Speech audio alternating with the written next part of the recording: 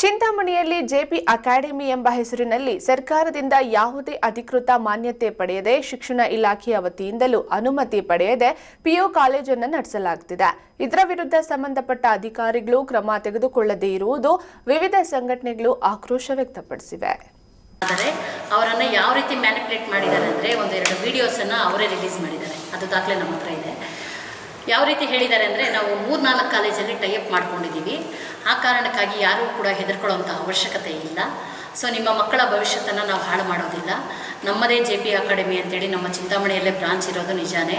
ನಮ್ಮ ಹತ್ರ ಎಲ್ಲ ರೀತಿಯಾದಂಥ ಚಿಂತಾಮಣಿ ನಗರದ ಪ್ರವಾಸಿ ಮಂದಿರದಲ್ಲಿ ಈ ಕುರಿತು ಸಾಮಾಜಿಕ ಪರಿವರ್ತನಾ ಸಂಘಟನೆಯ ಜಿಲ್ಲಾಧ್ಯಕ್ಷರಾದ ಎವಿ ವೆಂಕಟರಾಮ, ಜಿಲ್ಲಾ ಕಾರ್ಯದರ್ಶಿ ಮಧುಲತಾ, ರೈತ ಸಂಘದ ತಾಲೂಕು ಅಧ್ಯಕ್ಷರಾದ ರವಿಪ್ರಕಾಶ್, ಟಿಪ್ಪು, ಸೆಕ್ಯುಲರ್ ಸೇನೆಯ ಜಿಲ್ಲಾಧ್ಯಕ್ಷ ಮೊಹಿಯುದ್ದೀನ್ ಪಾಷಾ ಸುದ್ದಿಗೋಷ್ಠಿ ನಡೆಸಿ ಮಾತನಾಡಿದ ಅವರು, ಈಗಾಗಲೇ ಪ್ರವೇಶ ದಾಖಲಾತಿ ಪ್ರಾರಂಭವಾಗಿದೆ ಎಂದು ನಿಯಮಗಳನ್ನು ಉಲ್ಲಂಘಿಸಿ ಜೆಪಿ ಅಕಾಡೆಮಿ ವಂಚನೆ ಮಾಡುತ್ತಿರುವ ಬಗ್ಗೆ ಉಪನಿರ್ದೇಶಕರು ಪದವಿ ಪೂರ್ವ ಶಿಕ್ಷಣ ಇಲಾಖೆಯವರಿಗೆ ಮನವಿ ನೀಡಲಾಗಿದೆ.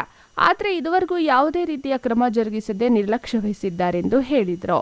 ನಾವು ಕಚೇರಿಯಲ್ಲಿ ಬಂದು ಖುದ್ದಾಗಿ ವಿಚಾರಿಸಲಾಗಿ ಅಕ್ರಮವಾಗಿ ನಡೆಸುತ್ತಿರುವ ಜೆಪಿ ಅಕಾಡೆಮಿ ಶಿಕ್ಷಣ ಸಂಸ್ಥೆಗೆ ಮೌಖಿಕವಾಗಿ ಎಚ್ಚರಿಕೆ ನೀಡಲಾಗಿದೆ ಎಂದು ಉಪನಿರ್ದೇಶಕರು ಹಾರಿಕೆಯ ಉತ್ತರ ನೀಡಿದ್ದಾರೆ ಎಂದು ಆಕ್ರೋಶ ವ್ಯಕ್ತಪಡಿಸಿದರು.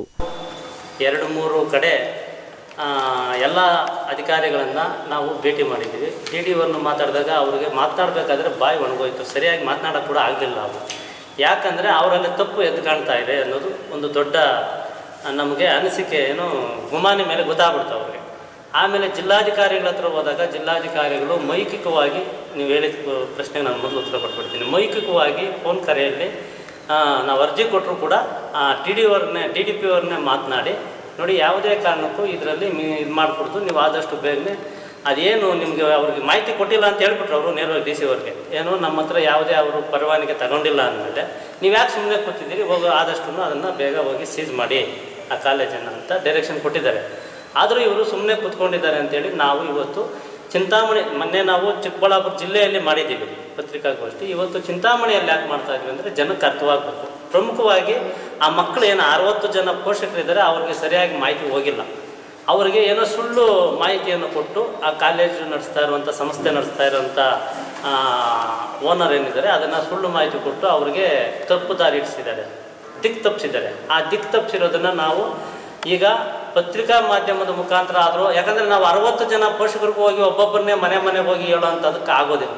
ಹಾಗಾಗಿ ನಾವು ಇವತ್ತು ಒಂದು ಪತ್ರಿಕಾಗೋಷ್ಠಿ ಮಾಡಿ ಆ ಮಕ್ಕಳ ಪೋಷಕರಿಗೆ, ನಾಳೆ ಅವ್ರಿಗೆ ಆಲ್ ಟಿಕೆಟ್ ಬರೋದಿಲ್ಲ ಪರವಾನಗಿ ಇಲ್ಲ ಅಂದರೆ, ಆಮೇಲೆ ಒದ್ದಾಡಬೇಕಾಗುತ್ತೆ ಅವರು, ಆಮೇಲೆ ಇಲ್ಲಿ ಹೋರಾಟ ಮಾಡಬೇಕಾಗುತ್ತೆ. ನಮಗೆ ನನ್ನ ಮಕ್ಕಳಿಗೆ 1 ಲಕ್ಷ ರೂಪಾಯಿ ಅವರು 1 ಲಕ್ಷಕ್ಕೆ ಮೇಲೇ ಹಣ ವಸೂಲಿ ಮಾಡಿದ್ದಾರೆ ಒಂದು ವರ್ಷಕ್ಕೆ.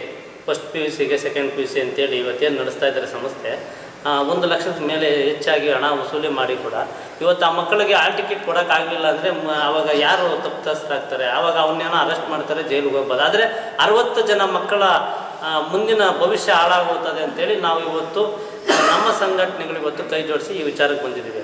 ಬಂಧುಗಳೇ, ಏನು ಇವತ್ತು ಕರ್ನಾಟಕದಲ್ಲಿ ಖಾಸಗಿ ಸಂಸ್ಥೆಗಳು ಇವತ್ತು ಎದ್ದು ನಿಂತಿವೆ. ಇವತ್ತು ಸರ್ಕಾರಿ ಶಾಲೆಗಳು ಬಾಗಿಲಾಕುವಂಥ ಪರಿಸ್ಥಿತಿ ಇದ್ದರೂ ಕೂಡ ಈ ಸರ್ಕಾರ ನಡೆಸುವಂಥ ರಾಜಕಾರಣಿಗಳು ಸರಿಯಾಗಿ ಗಮನ ಹರಿಸ್ತಾ ಇಲ್ಲ. ಇಂಥ ಒಂದು ಸಂಸ್ಥೆಗಳಿಗೆ ಸೊಪ್ಪು ಹಾಕೋದನ್ನು ಕಮ್ಮಿ ಮಾಡಬೇಕು. Aslam Pasha, MMTV news, Chintamani.